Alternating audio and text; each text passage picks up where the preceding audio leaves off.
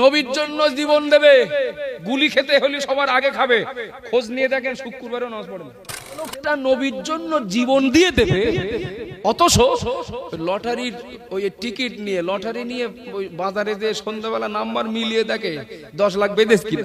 যারা মুখে বলে জীবন দেব, যারা মুখে বলে রক্ত দেব, যারা মুখে বলে কিডনি দেব, যারা মুখে বলে নবীর জন্য ঘর ছেড়ে দেব, মুখে যারা বলে ওরা নবীর ভক্ত না, ওরা নবীর ভালোবাসার মানুষ না। আল্লাহ নবী বললেন, মান আহাব্বা সুন্নতি ফাকাদ আহাব্বানি। যারা নবীর সুন্নাত ভালোবাসে ওরাই নবীকে ভালোবাসে। দিন কত এই হালি করে একটা ব্যানার নিয়ে আর একটা লেখা নিয়ে বিরাট তোলপাট চলছে না। কারো কিছু বলার থাকলে আমি থাকতে থাকতে বলবেন, চলে গেলে বলবেন না। একটা ব্যানার নিয়ে আর একটা লেখা নিয়ে বিরাট তোলপাট চলছে না। ঠকাঠুকু হচ্ছে মাঝে মধ্যে, হচ্ছে না? হচ্ছে না? হচ্ছে তো।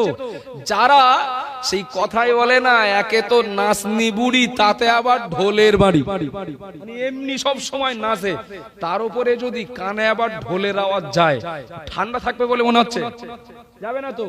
তো ঢোলের আওয়াজ পেলে নাচনি বুড়ির নাচ যেমন বাড়বে, পাশাপাশি এটাকে ইস্যু করে, আমি মার্কিং করে বলছি না, কিছু কিছু অমুসলিম কমনাল তাদেরও বলো নাচার গতি বেড়েছে। বুঝতে পারছেন না? পারছেন না? আপনি একটু প্লাস মাইনাস হিসাব করে আমার একটু বলবেন, এইটাকে ইস্যু করে নতুন করে যে ফিতনা শুরু হয়েছে, আমার বোতাম খুলে দিচ্ছে, নবীর জন্য জীবন দেব, নবীর জন্য জেল খাটবো। আচ্ছা, এটা ভালোবাসার লক্ষণ কিনা? একটু কথা বলে। নবীকে এটা ভালোবাসার লক্ষণ তো।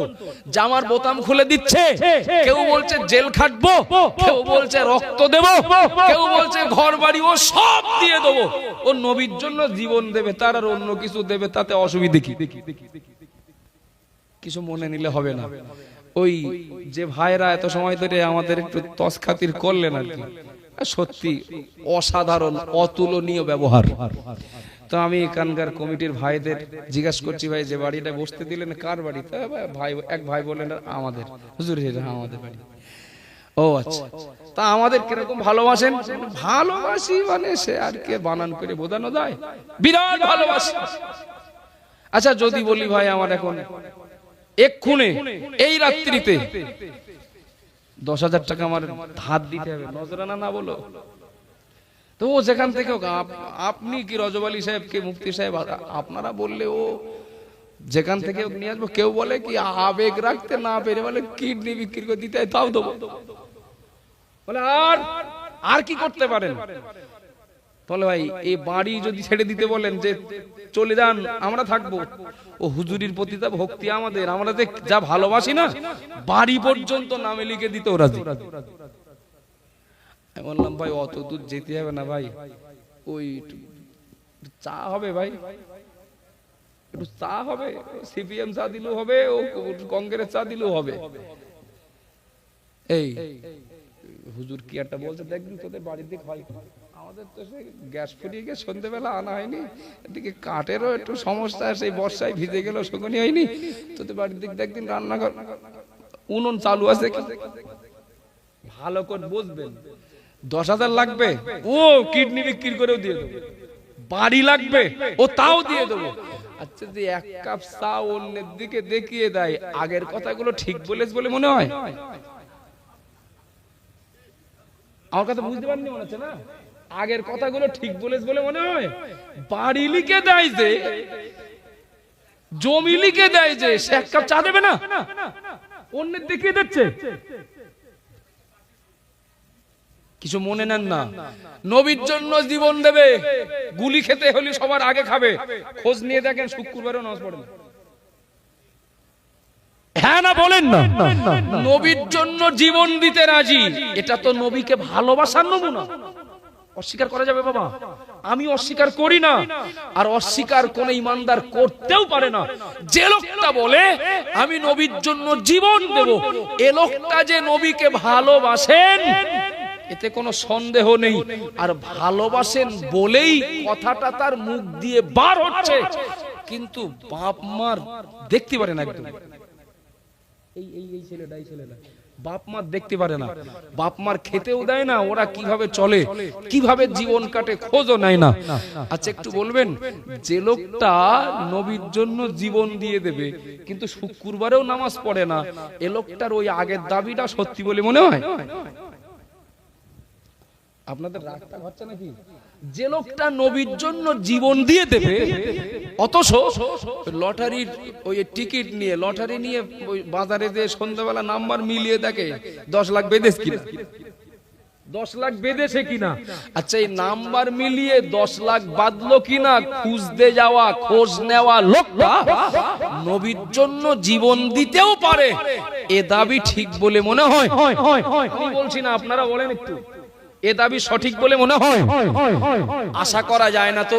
নবীর জন্য জীবন দিতে রাজি, কিন্তু ওই সেই সুযোগ ছিল, গায়ে বল ছিল, পার্টির লোক পক্ষে ছিল, রাজনৈতিক পাওয়ার ছিল, জনগণ পিছনে সাপোর্ট ছিল, বাপ জমি বিক্রি করেছেন এটা সঠিক, কিন্তু বাপের কাছ থেকে তারা লিখে নেন, বাপের কাছ থেকে তারা বা ক্রেতা লিখে নেননি। এখন ক্রেতা মারা গেছেন, ক্রেতা ছেলেরা সেই জমি চাষ করেন, কিসে কি করে সে দলিল সার্চ করে দেখে, তাই তো যে জমি আমার বাপের জমি, ওরা চাষ করে কেন?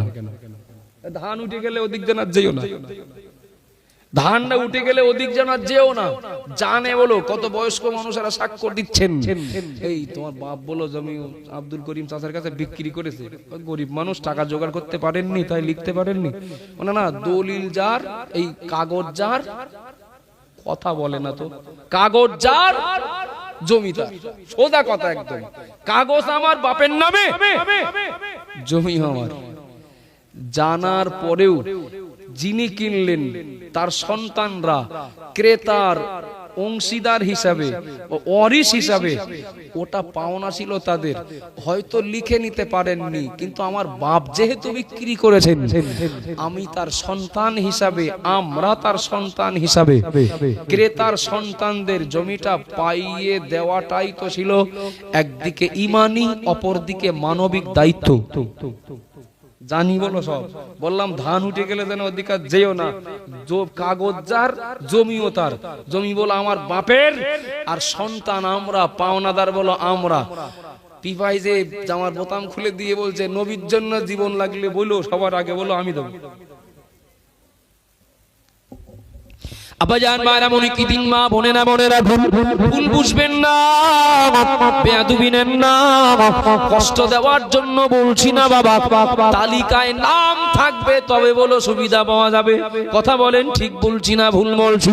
আল্লাহ নবী বললেন আমার উম্মত মনে রাখো, যারা মুখে বলে জীবন দেব, যারা মুখে বলে রক্ত দেব, যারা মুখে বলে কিডনি দেব, যারা মুখে বলে নবীর জন্য ঘর ছেড়ে দেব, মুখে যারা বলে ওরা নবীর ভক্ত না, ওরা নবীর ভালোবাসার মানুষ না। আল্লাহ নবী বললেন মান আহাব্বা সুন্নতি ফাকাদ আহাব্বানি, যারা নবীর সুন্নাত ভালোবাসে ওরাই নবীকে ভালোবাসে। একটু মহব্বত করে বলেন না। ও বাবাজিরা ভাইরা মনে কে দিন, যারা নবীর সুন্নাত ভালোবাসে, আল্লাহ নবী বললেন মান আহাব্বা সুন্নতি, যারা আমার সুন্নাতকে ভালোবাসে, ফাকাদ আহাব্বানি, ওরাই আমাকে ভালোবাসে। আমি ব্যক্তিগত মন গড়া কথা বলতেই পারি না, এবার আপনারাই বলুন, নবীর সুন্নাত ভালোবাসে যারা, ওরা নবীকে ভালোবাসে।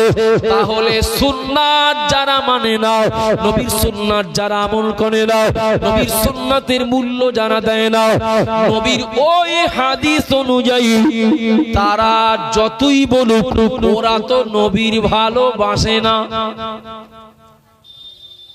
কথা বলেন না বাবা, নবীর ওই সুন্নাত অনুযায়ী তারা, তাদের দাবির কিন্তু বাস্তব প্রমাণ পাওয়া যাচ্ছে না।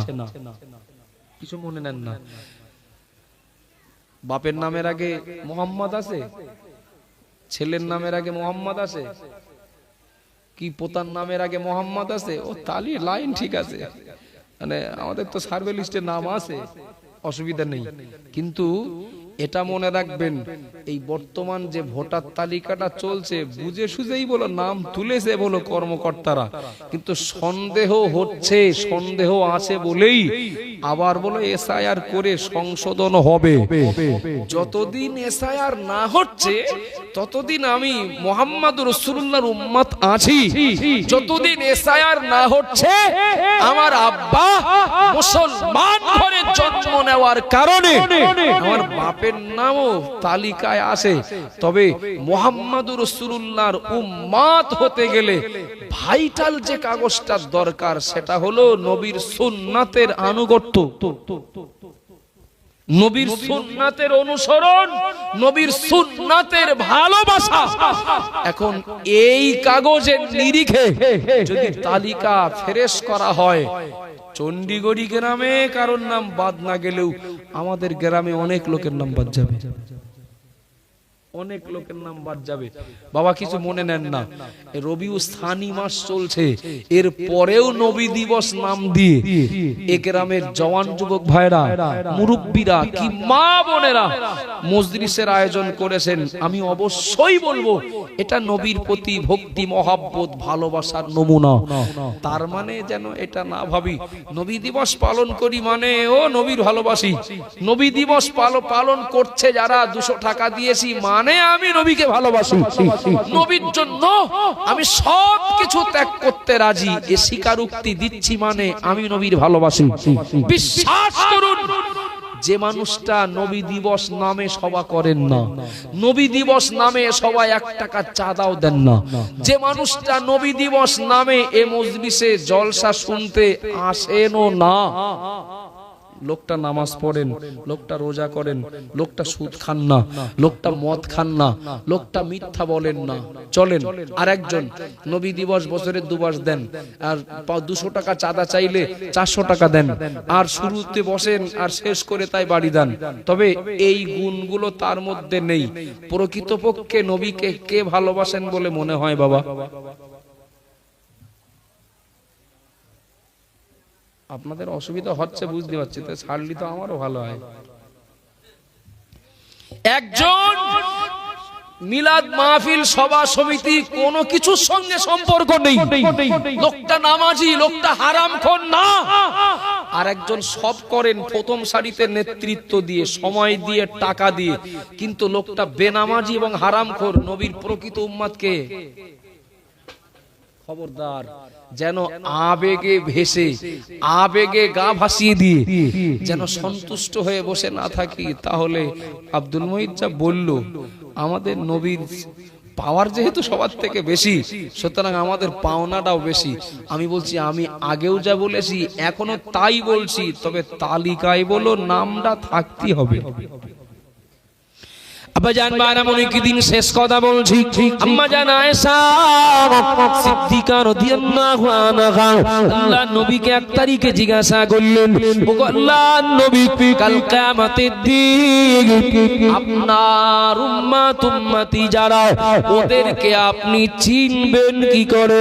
ও বাবা জিরা বারামনি কি দিন নবী আদম আলাইহিস সালাম থেকে নিয়ে নবী মুহাম্মদুর রাসূলুল্লাহ সাল্লাল্লাহু আলাইহি ওয়াসাল্লাম উম্মত উম্মতি যারা কিয়ামত পর্যন্ত যারা দুনিয়াতে আসবেন, সকল নবী রাসূলদের অনুগামীরা, সকল নবী রাসূলদের অনুসারীরা সবাই তো এক ময়দানে দাঁড়াবে। সব নবী রাসূলদের উম্মত উম্মতি প্রত্যেকটা জামানায় বেঈমান বেদিন যারা নবীদের প্রতি জুলুম করেছে, নবীদের প্রতি ঈমানওয়ালাদের প্রতি যারা জুলুম অত্যাচার করেছে, বেঈমান গুলো, ইসলামের চূড়ান্ত দুশমন গুলো, তারাও তো এক ময়দানে দাঁড়াবে। ও বাবা জিরা ভাইরা মনে রেখে দিন, আম্মা জান আয়েশা সিদ্দিকা রাদিয়াল্লাহু আনহা আল্লাহ নবীর কাছে জানার জন্য জিজ্ঞাসা করলেন, ইয়া রাসূলুল্লাহ, ইয়া হাবিবাল্লাহ, হুজুর আপনার উম্মত উম্মতি কারা, চিনবেন কি করে, ভুলে যাবেন না, মনে রাখার চেষ্টা করব। আল্লাহর নবী বললেন, ও আমার বিবি আয়েশা, যারা আমার উম্মত, যারা আমার উম্মতি, আমি মুহাম্মদুর রাসূলুল্লাহ বলছি, ওদেরকে আমি সহজে চিনে নেব। একটু সুবহানাল্লাহ বলেন, একটু মোহাব্বত করে বলেন না। আল্লাহ নবী বললেন আমার উম্মতদের সহজে চিনে নেব। এই যতগুলো মানুষ আছেন, একটু ছোট্ট করে একটা ছোট্ট প্রশ্নের উত্তর দেবেন। হাসরের ময়দানে সবাই তো লা ইলাহা ইল্লাল্লাহ মুহাম্মাদুর রাসূলুল্লাহ এ কলেমা পড়া মানুষ না, থাকবে তো অন্যরাও তো থাকবেন। পাশাপাশি যারা কোন যে যুগেরই হন, তারা ঈমান আনেননি, কি ঈমান আনেনি, তারাও তো থাকবে এক জায়গায়। আজ না হয় লাল দেখে চিনলাম ওরা, সবুজ দেখে চিনলাম ওরা, গেরুয়া দেখে চিনলাম এ মনে হচ্ছে ওরা। ওই দিনে জামা কাপড়ের কালার কি থাকবে? একটু কথা বলেন না। জামা কাপড়ের কালার কালো থাকবে না সাদা? থাকবে না তো, আদৌ তো থাকবে না। আজ না হয় কালার দেখে চিনলাম, লোকটার বাড়ি যেখানেই হোক, এই কালার যখন, তাহলে ওদেরই হবে। কিয়ামতের দিন তো জামা কাপড়ই থাকবে না। নবী বললেন আমার উম্মতদেরকে আমি সহজে চিনে নেব। তাহলে কি দেখে চিনবেন? চিহ্ন একটা লাগবে না, লাগবে না? কি দেখে চিনবেন? নিশ্চয়ই চিহ্ন লাগবে তো। এখন আমি যতই আমি পরিচয় দেই নিজের, আমি মুহাম্মদুর রাসূলুল্লাহর উম্মত, আমি ঠিক আছি, ওই চিহ্নটা যদি কিয়ামতের দিন আমার চেহারায় না থাকে, কথা বোঝা যাচ্ছে নাকি? ওই চেহারা, ওই চিহ্নটা যদি আমার চেহারায় না থাকে, তাহলে আমি পাওয়ারফুল নেতার কেন্দ্রের লোক হয়ে আমার লাভ কি হবে?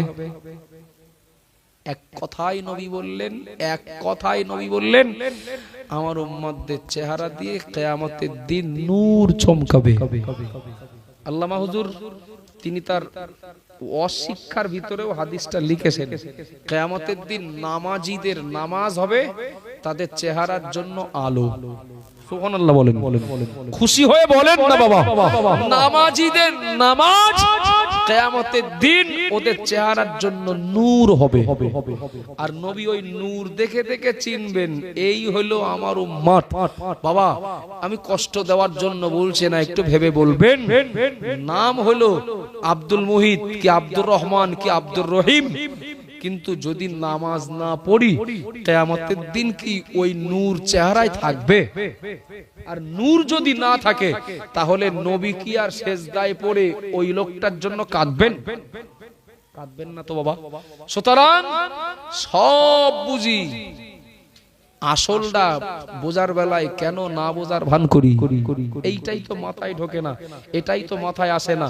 সব তো বুঝি, তাই তো যার কাছে আমি যাচ্ছি আমার হয়ে না একটু থানায় যেতে হবে, বাপের ধরে নিয়ে গেছে, যাওয়ার সময় না একবার এক পা আগাই তো দু পা পিছুই, যাইও বা কি করে। আমরা তো এবার ওই লোকের বিরুদ্ধে ভোট দিয়েছিলাম, ভোট সে তো জিততে পারিনি। এখন যার কাছে যাচ্ছি কি বলবে তার ঠিক নেই। এখন যদিও বা লজ্জা শরম না করে গেলেন, এই নেতার ভাগ বেশি, হয়তো বলে দেবেন যার ভোট দিলে তার কাছে যাও। কথা বলেন না। আমার বিরোধিতা করলে, আমার বিরুদ্ধে ক্যাম্পিং করলে, আমার বিরুদ্ধে ভোট দিলে, আমার বিরুদ্ধে শত্রুতা করে হারানোর চেষ্টা করলে, আজ আমার কাছে কেন একটু যেতেও লজ্জা লাগবে, আর তার কাছ থেকে উপকার পাওয়ার সম্ভাবনাও কম থাকবে। কথা বলেন না বাবা। এখন আমি যদি আমার গ্রামের মোড়লদার কাছ থেকে যদি মনে করি একটু উপকার নেব, তাহলে তার পার্টির লোক হতে হবে, তবে আশা করা যায় পাওয়া যাবে। আর বিরোধী হলে বলো পাওনাদার হলেও কপাল পড়তে পারে। ভুল বলছি নাকি? একদম না।